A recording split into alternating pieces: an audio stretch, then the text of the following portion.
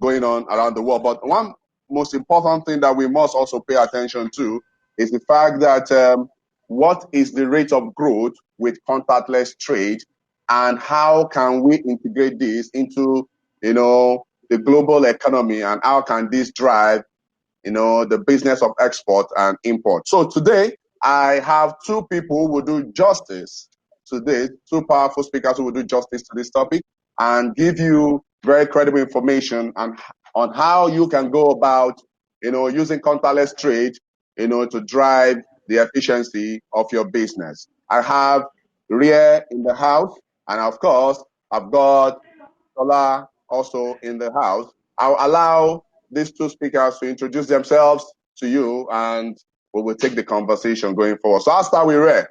Ray, please, can you tell us about yourself and what you do? Well, thank you, David. My name is Rie Sugihara, and I represent Webport Global, which is an online global international trade platform that aggregates content and educational tools and resources to help SMEs grow beyond their borders.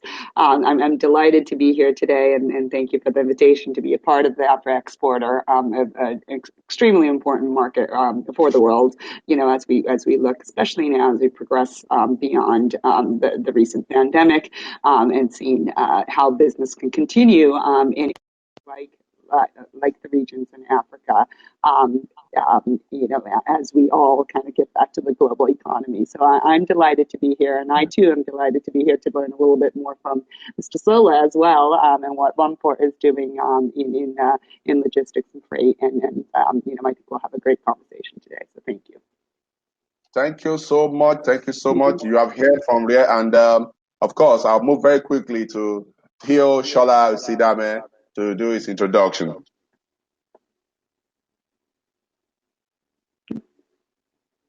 You're on mute. Unmute yourself, please. Thanks, Ryan. Thanks, David.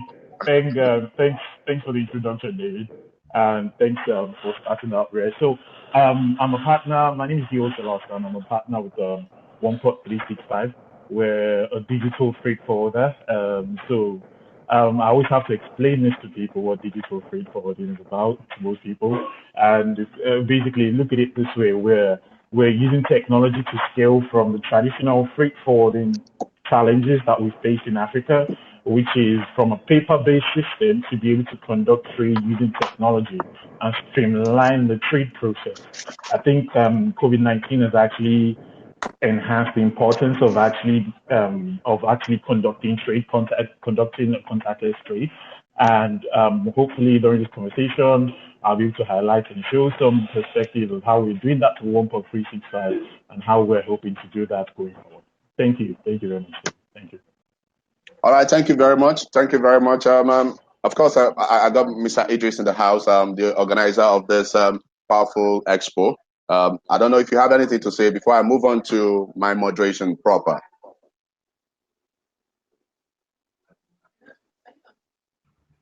All right. Now, thank you so much. This is I think this is a session I love so much. We all know that a time like this requires a smart response, and I believe the people that are here to discuss this today will do justice to it. So don't let me crash into their time, please. So I will let me see them. Thank you so much. Okay. All right. Thank you so much. So first of all, we understand how intra-regional trade has taken place within different continents: the Asian continent, the American continent, the African continent. We also understand the vital segment of free trade, around these various regions. So I'm going to ask you. Let's go a little bit backward before contactless trade, which is pretty much like an innovation within the digital space. What was it like before now? I would like to learn from you to give our audience a background of what was and why are we adopting this new approach to fostering trade. So I can I can certainly start. I think that traditionally, if I go way back to my childhood, and how business was conducted, in watching trade and especially SMEs grow. My father was an SME in an Asian market, and you certainly see that you saw the challenges of everything, every step. Just focusing on freight forwarding and getting product across borders. The number of the amount of paperwork, and then the time it took for that paperwork to get to the shippers and the appropriate border controls, in order to get your shipment out, took months and months. And then, for the shipment to actually cross the ocean and get to the source, and then get through another round of challenges on the importing front, in paperwork and time, is something that, I think that as businesses expanded and trade expanded, those were key portions, I think that needed to grow with it. We at Webport Global started our endeavor into our technology about 12 years ago. And really, when you think back to it, it really was a movement towards contactless trade. It wasn't because of the reasons of a virus or a pandemic that was pushing it, but there was a need to be able to connect businesses internationally through a much less cumbersome and expensive process. And Webport Global really was created with that in mind. We have the SME hat on always when we develop, and it really is focusing on the main challenges of an SME, which are traditional. It's always been like this. And while the business environment may change around it, SMEs have certain things in common. They are lean. They don't have too many resources. They are hungry for business and want to chase that business, but they need to do it efficiently and cost effectively. And with that in mind, what we created was really thinking about how traditionally people do business. You go to an event, you meet people, you network, you exchange business cards, you get to know them a little bit better, and then you start getting interested in what type of business and business transactions can happen, what synergies there are between the businesses. And then there's a whole transfer of documents and information and communication that follows, and then the actual action of the trade and getting the product orders. So with that in mind, I think we've really created a platform that helps that SME get their education, be able to connect and grow their networking opportunity, and then get to their business transaction in a more effective and easier manner, all online, all at your fingertips. And we were Sola and I were talking a little bit before the session went live. But organizations like OnePort are important components that add to the contactless trade and efficiency aspects for an SME. So I think when you look at it today, it happened over the years kind of naturally because that's what people were going towards. We're going towards the internet. We have more communication tools, and I think what COVID has done is really propelled and accelerated the pace at which this all needs to happen at a more higher sense of urgency. So I look forward to more development in this area. So, thank you. All right, great, fantastic. So Shola, what do you think about these? And most especially, I want you to dwell more on were there challenges that the before contactless trade, were there challenges encountered, and how has this affected the global markets? Okay, so thanks for that, actually. So actually, to start with your question, which is the latter question, challenges that were in the market was what led us to actually come up with OnePort. And so I'll give you a bit of background story. We were what you call a traditional freight forwarder in this space before we pivoted into the OnePort solution, because we had loads of clients, mostly commodities exporters, SMEs, who are basically trying to execute the exports the size of their transaction. And especially in Africa, it's such a massive headache because you're having to deal with different people across the value chain, right? And with Africa, we already have a system and we have a challenge, first of all, with infrastructure. So consider yourself basically being an exporter, and you're trying to negotiate with your consignee, your buyer across the globe, and then you finally get the deal done, and then you're having to deal with the value chain of dealing with truckers, dealing with freight forwarders, dealing with shipping lines, dealing with everybody in the value chain, and it's such a headache. So it's the key driver for this, for what we're doing at OnePort, is two things. Number one, the most important thing is this: the world is gladly and happily moving ahead, it's stepping ahead in regards to technology. And we're Africa, basically, we're years behind, basically. So you're looking at a customs process to clear goods to be ready for export. And you have to go to a customs desk in Nigeria to submit the paperwork, and somebody has to stamp something, and then you have the containers coming into the port, and it's a challenge and it's a headache. So what we have come up with using the OnePort 365 portal is to be able to ensure that an exporter can be based in the most remote location in northern Nigeria and can come on a platform and execute a booking, and across the value chain, he doesn't need to step out of his location. A to Z will be completed via the OnePort 365 platform, basically. So it's a significant headache in regards to challenges in this market in Africa. And technology is the quickest and easiest way to actually scale this. I'll use an example. Basically, during the period when Corona was at its peak in Nigeria, obtaining original bill of lading was extremely bad. You had people who were in the midst of Corona having to go to the shipping line offices to queue up to obtain paperwork. And that is basically in the midst of this pandemic. So we're saying you don't have to execute that process of taking paperwork, taking this A to Z, and doing the whole process. We can do it paperlessly, we can do it seamlessly, and we can use technology to spice up the sector. Okay, fantastic. So the question now is this: how does this help control tariffs? Because if you understand, I mean, if you are moving contactless, there is also the issue of the common preferential tariffs that takes place when you are doing your exports and your imports and all of that. So do you think that with contactless trade, there can be some measure of control on the kind of the tariffs that people pay to get trade done?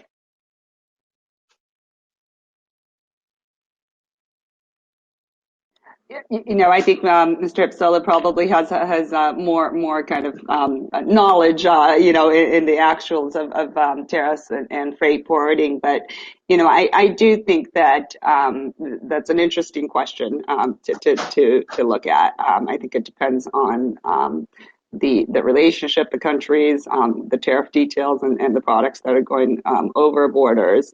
I have to believe that there's got to be some ease up in the fees and kind of the difficulties because we are post-COVID, post-pandemic in a global environment where there's a lot of needs that have surfaced, and I think hopefully that will work in a better and more in a partnership format as we look at contactless trade.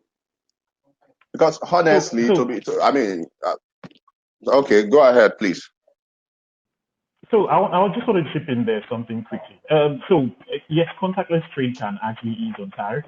Very, very important because the easier and the quicker processes can be executed at the point of origin, and basically our shipments can actually turn around quicker, the more easier it is to actually ensure trade. It's actually between locations actually streamlined. So that can actually be an aspect, basically in terms of streamlining the process from origin down to arrival of shipment. That is one aspect. But also, I think the most important thing in regards to tariffs is obviously the key discussions between governments, with the WTO actually playing a part in it, the World Trade Organization. Hopefully, they can actually be more active in that process. And so it's a whole ball game. It's a combination of all sort of factors that contribute also, of which technology and seamless trade also plays a part. And hopefully, for example, in Africa, we see the African Free Trade Alliance kick in hopefully sometime next year. that would ensure that it's a borderless transaction within Africa. Most of those things are due to contributions, due to negotiations between countries, and hopefully as trade is eased between locations from origin to destination, that would actually ensure there's seamless and easeless borders across borders. All right, great, fantastic. So, I mean, sometimes I keep wondering, a lot of business people who operate at a local level want to move their goods from a local level to the global market. But oftentimes they get confused about what can they move. Those who are into agricultural produce or agricultural products, those who manufacture products, those who are into capital goods and all of that, sometimes find it very difficult to understand the processes involved in getting their goods from their local point to the global market. So what are the available opportunities? Are there platforms where they can get to understand how best to move their products? Are there awareness programs for most of these business people who want to move their products from that local point to the global market? And how best can they do that? Yes, I understand that the contactless trade is now it's now the in thing for businesses, but then what available processes will help them to bolster and manage such opportunities or leverage on such opportunities? Yeah. I think that fits right into kind of our business and not only our Webport Global business, but the World Trade Centers Association that we're a part of. In addition to Webport Global being an online trade platform, our organization holds 3 World Trade Center licenses. We're in Boston, Massachusetts, Washington, D.C., and in Dublin, Ireland. The association as a whole is a network. There's about 300 World Trade Centers around the world that represent over 100 countries. With kind of our building and resource trade services that we do through our trade centers, the Webport Global technology then concretes all of that and gives a digital tool for the trade centers to utilize. And, when you talk about what resources SMEs have to go to get education on international trade, there are a plethora of organizations out there that can assist SMEs. What I'd like to think, and I just saw Thomas join us as I'm about to talk about him, is the relationship that we've made through our Webport Global platform and through our trade center operation. And it really is making sure that we have a global ecosystem within Webport Global that has certain connectors. And ESI is certainly an important partnership that we have within Webport Global. And it really is because not only does the tool be able to push out documents and information digitally, what we get with EBSI as a partner in the platform is the actual educational content that is a part of it. And the SMEs, as you mentioned, they do have challenges when they're looking into a new market to enter or even their first market to enter. And it is a maze of information that you need to filter through. And what our tool really does is kind of aggregates that information, brings the most recent and most important information pieces at top, such as tariff changes and free trade agreements and so on and so forth, that kind of helps the SME learn about it. In addition, we have a concierge team as part of the platform that assists an SME on a live basis, over the internet, but being able to assist them with deep dive market research, industry research, and so on, that they can assess before they even get into the market. And then there's the digital tools that SMEs can utilize. A lot of expensive kind of database tools that we've been able to integrate into Webport for an SME, so that they can do their own research to see what actual competition is in that specific market. But you're right, it's an ever-changing challenge for businesses as they enter new markets, and we have to be, really on our toes all the time in terms of the content that we provide to make sure that it's most relevant. Thank you. All right. Thank you so much. Thank you so much. All right, fine. So I'll quickly welcome Thomas Smith to this session. You're welcome, Thomas Smith. Hi, it's great to see you all. The session's been very good. I've been watching it from afar, and I've found it really, really interesting. And I felt that it was time for me to pop in because, yeah, I mean, contactless trade, it's been incredible. It's a horrible, horrible thing, COVID per se, but it has, shall we say, given impetus to the contactless trade, the contactless service provision that has been developed over the years, but never really kind of had its moment to shine. Now, all of a sudden, people who prefer to do seminars are terrified of getting into the same room with somebody. Even I remember a mention of a meeting in the White House, and somebody sneezed, and President Trump ran out of the room, and a few other members of the cabinet evacuated as well. So now it's kind of it's a completely different situation. People who are offering fantastic communications and networking infrastructures, such as Webport Global, the contactless trade elements, logistical support, and so forth. That we are all kind of finding, okay, now people finally are understanding the importance of being able to have this infrastructure in place. And it's been really, really funny. My brother told me a joke the other day, and it was a little bit dirty, but I think it'll be okay. He said to me, before people would cough to hide a fart, but now people are farting to hide a cough. Interesting. Okay, all right. So changed now, One of the biggest things I miss about to air travel is going to Ireland and seeing Thomas and getting these jokes, because they always do certainly make me happy and laugh. All right, so I'm gonna direct a question to Mr. Shola very quickly, because he's pretty much on ground in Africa, and the question is this really. We are trying to, as much as possible, if you look at regional integration and how trade has cut across economies in Africa, you will realize that we still have a long way to go. You understand? And I'm happy that you have one port which is trying to bridge, these gaps and all of that.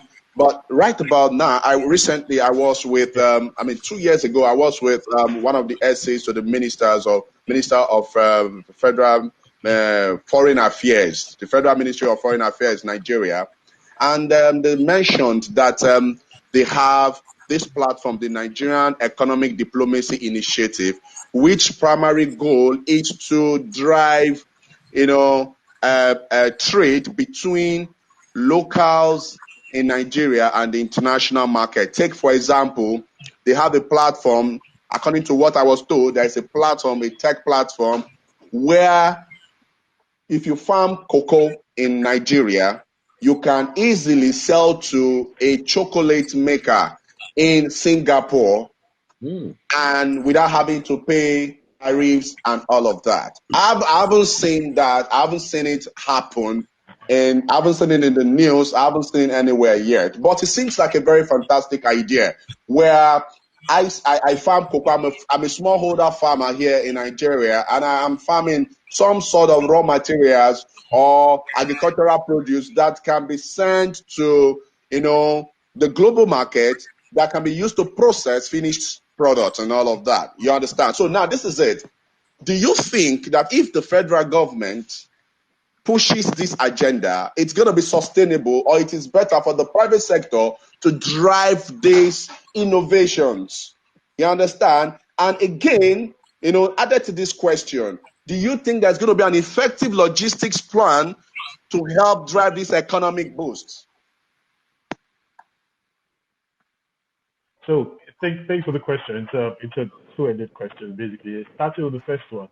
My first response to the digital solution you mentioned, I've actually never heard of it before, and I think I've heard of most things in reality. But the question is, how effective is it?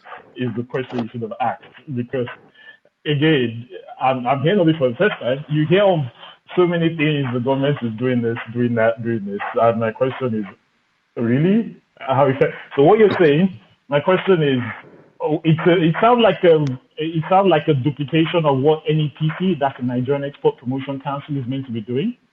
So why is there an agency responsible for that? And then also the question also is, you're connecting local farmers in quotes to the international market. We have something similar in one port, almost like a collaboration end. But Okay. can we add value? Okay. Can we add value in the local market? Basically, so can you connect them to processors in the local market who can actually process this thing? We deal with cocoa exporters, so I have a basic understanding of the cocoa value chain. Basically, can you connect them to local processors who can process it and then sell it to the cargos of this world in Rotterdam, the Orlands of this world, or even, the small scale buyers in that market, right? So the question remains, how effective is it, right? So it's an NEPC function from my perspective, but also, again, how many people actually utilize, or how many times is it that transactions have gone into an NEPC function and they've been able to utilize the resources of NEPC? I mean, that's a question you can ask from the open market. In a week, on average, you get maybe 4 or 5 people who are saying, 4 or 5 companies saying, look, we're very, very much interested in exports. We don't have a basic understanding of how this works. Can you give us and walk us through it? Ideally, we're what you call freight forwarders. We're not meant to get involved in the whole trade process or say, hey, speak to so buyers and speak to so buyers. But we see an opportunity in here for key reasons.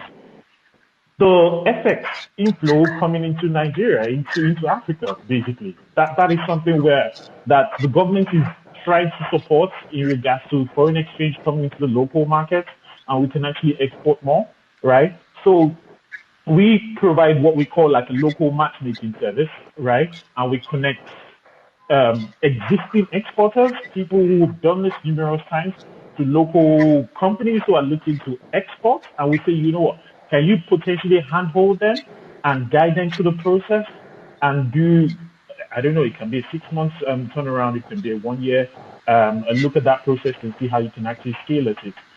Now, that is that aspect of the digital solution. Now, the second aspect is, should this be a private sector-led initiative or should it be government-led? I think it should be private sector-led. So in Nigeria, the Lagos Chamber of Commerce, the chambers of commerce across the region should be a bit more proactive in supporting local companies and local societies and cooperatives with exports, right? As against it being the government shouldn't necessarily be getting involved in this process. Really, it should ideally be private sector led, and that is my perspective on it. Okay, thank you very much. So what you're saying, that this should be more private sector led, so as to allow for easy coordination and management, I believe. It should be private sector led, and the government should tailor policies that support such functions. That should be the reality of it. And that's why, to a large extent, we're quite excited and we're hopeful that the African Free Trade Alliance kicks into place, basically. There's a lot of trade that can actually be done between the regions across Africa, right, where tariffs can be eliminated. The biggest thing also still revolves around the cost of logistics. It costs you almost 2 times in value to ship from Lagos to Mombasa in Kenya than to ship from Lagos to Amsterdam or to Rotterdam. So a lot can be done. A lot can be done. It's a very lengthy conversation I can actually get into. Yeah. That's true. That's true. No, I've found it myself even when dealing with transactions within Africa. And, having to ship stuff around the Horn of Africa is just crazy, Having to go all the way down south in order to get from the east coast to the west coast and vice versa. It's not sustainable. It's a waste of time. It needs to be fixed, and it can only be fixed by government intervention, government policy, because it's the governments that need to reduce the barriers to transport within Africa. Private sector companies can only do so much, and sadly, we have to rely on the politicians to get this stuff working. But it's a question of every private sector company and every private individual within those countries to push their governments to bang their heads together to act and to make this happen, because there's too many how would I say it interests. There's too many interests involved who are getting backhanders, they're getting bribes, they're getting benefits from the prevention of free trade. And that is where we need to really attack and overcome those barriers. And it should be a moral imperative on politicians to prevent this from happening. Right. They've had enough time milking and pillaging their countries. They have to do something for their people now. Yeah. Fantastic. And I hear Mr. Ipsola, what he's saying in terms of, more activity and activeness from organizations like chambers. I certainly will take this information back to our World Trade Centers Association, because there is an active play and a coordination piece that happens with public-private partnerships. And that key level is also an important component to effectively improve, the regional and difficulties in Africa for sure. Thank you. I will just ask you, Ria, I'm going to ask you very quickly. So, do you think that the transport logistics sector needs to be developed in pace with international trade, and how can that affect local markets? Than ever. I think that it is the answer to that. I think what the pandemic has clearly shown is not only the supply chain challenges that the global economy has faced, but coupled with the logistics management and transfers, it has to be hand in hand. I think that we're at a point where we need to make sure that contactless trade provides data to small businesses that are going to help them get to their opportunities and not have to shut down their business when things like this happen. And I think it's a key component. I also think that being able to utilize IoT and getting data points more effectively on both ends to sellers and buyers, so that they're not having to expose themselves to travel and some of the difficulties to get to where they need. I think it's an important component for sure. Great. Thank you very much. In another 5 minutes, we should round up with this, but I'll quickly move to Thomas Smith. So, I get a little bit worried about how best, after this conversation, what next? This is very important for those who are with us right now. What next? What are going to be our next step action points to helping particularly those who are participating in this conference at this moment? What can they leverage on? What would you say they can leverage on that will serve as a bolster point for their businesses? Well, first of all, from the demographics of the people who are watching, it's been really interesting to see the level of interest expressed in Africa from the Indian subcontinent. You'll notice that there's a lot of Indian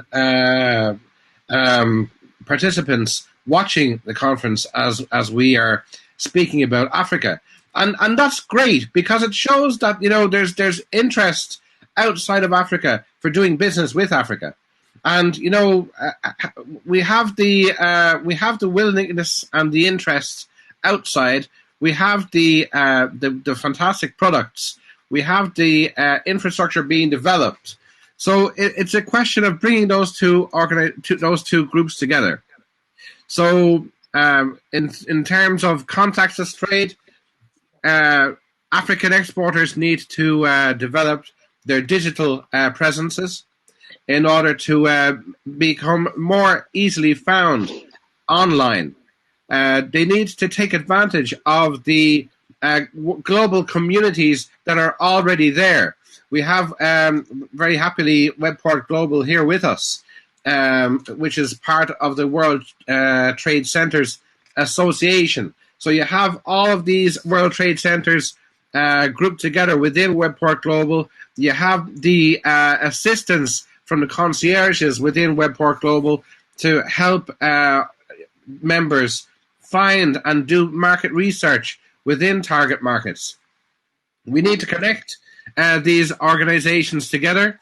We need to have private sector individuals become more digitally aware. And as I said earlier in an earlier session, bring in the youth that are already aware and au fait with the technologies, and have them lead the digital approaches from African exporters out to the world. Because they are. There's 15, 16-year-olds now who in 5 or 6 years' time are going to be looking for jobs, and they already have the skill set almost in place. If we can give them the export knowledge as well, give them an understanding of intercultural management, give them an understanding of international pricing, allow them to understand the need for proper customs procedures, an understanding of logistics. I mean, they're the future export managers in the next 2 decades. We need to get them prepared. Good, fantastic. Thank you so much for that very insightful next step. And I'll move very quickly to Mr. Shola. So, Mr. Shola, what would you say should be key takeaways for people attending this session, and what opportunities do you think they can leverage on, more particularly with your organization?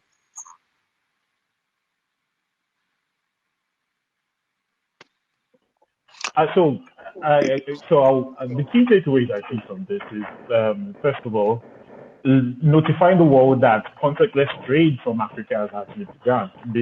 There are organizations like 1.365 that are taking those steps to ensure that you don't have to do everything by being physically there in terms of paperwork and all those processes.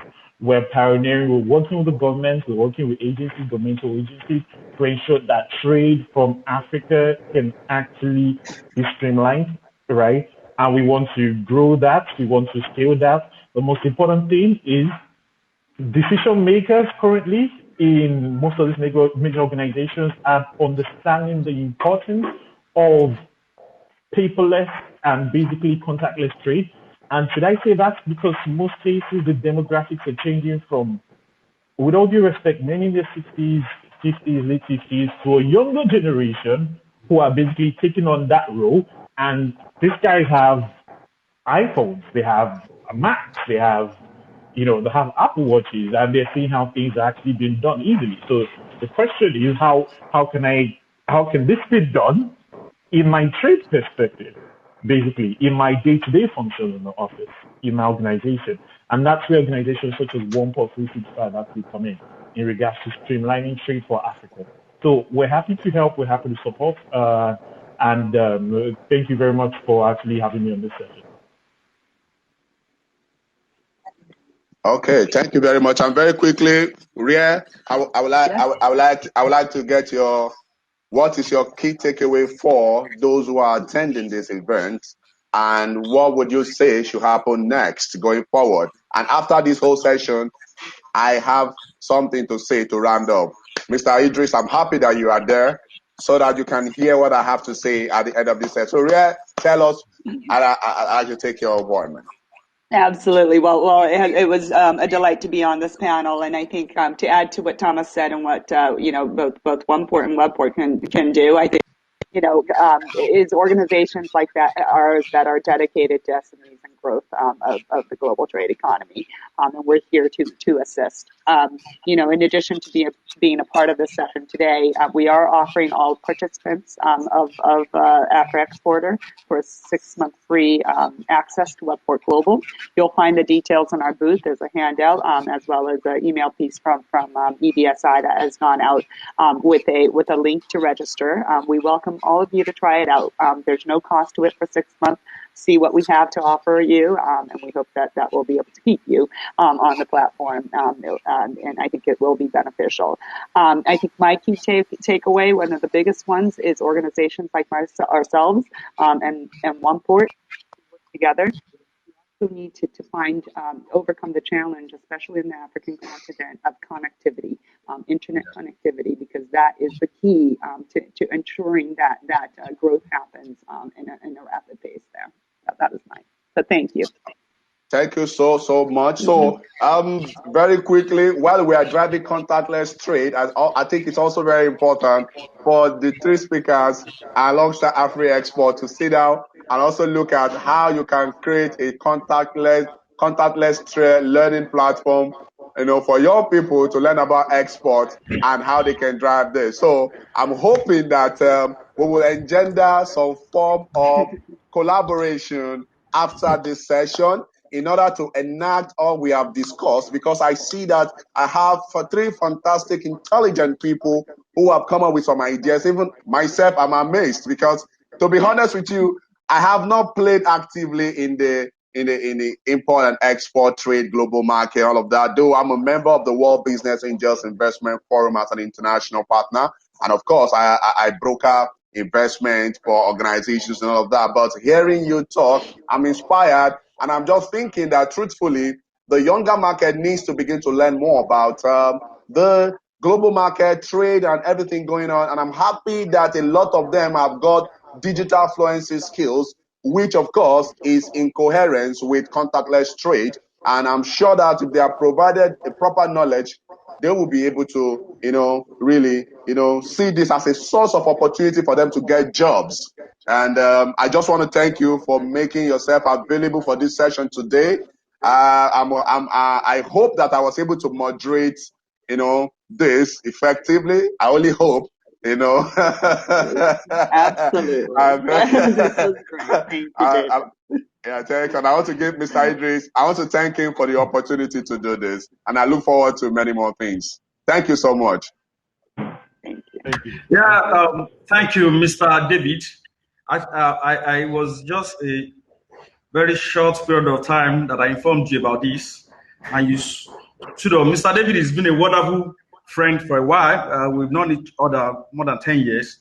And he's been a very creative person when it comes to things. So in this platform, we all have industry players here. Afriexporter, we source in Africa, we sell globally. We also source for international buyers of most of Nigerian products. We do that a lot. We have partners. We have clients on our portfolio too who are doing export. So is this a good idea that you have raised, Mr. David, that we should all synergize, which I know Mr. Ayoshola too. We've been together in that for a while. Thomas there has been a partner. He's just I don't know how to describe him. He's a wonderful guy, and he's been with us. Amazingly amazing. And I want to appreciate him also. So, Ray, I don't know if I pronounced your name very well.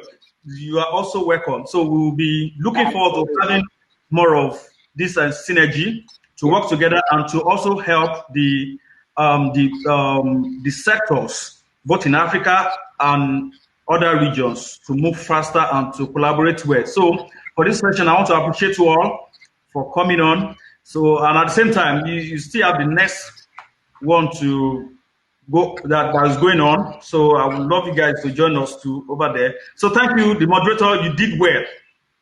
Thank you so much. Yeah. Thank you. Yeah. Bye. Thank you very much, everyone. Thanks a lot. Have a good day. Thank you.